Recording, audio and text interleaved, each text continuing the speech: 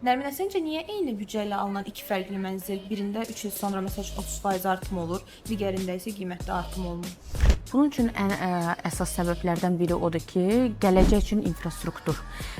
Həmin ərazidə əgər gələcəkdə parklar və yaxud da təhsil müəssisələri, uşaq bağçası misal üçün və yaxud da ticarət mərkəzləri tikilməyə planlaşdırılırsa, orada mütləq ki, qiymət sıçrayışı olacaq və şəhərin baş planını bilən insanlar həmin komplekslərə və yaxud da həmin ərazilərə indidən yatırım edir.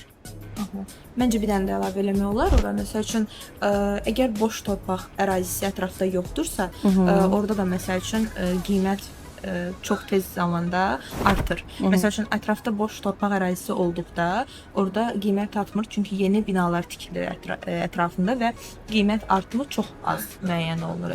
Bir səbəb də əlavə edə bilərəm ki, su olan ərazilərdə, misal üçün dəniz və yaxud da göl olan ərazilərdə qiymət mütləq şəkildə gələcəkdə artır. Nəyə görə? Çünki baxış istiqamətindən söhbət gedir və göl ətrafı və yaxud da dəniz ətrafı olan komplekslərdə həmişə yeni ticarət mərkəzləri və yaxud da qeyri-yaşayış obyektləri, tanınmış restoranlar həmişə üz tutur və bu gələcək üçün, yəni perspektivlidir.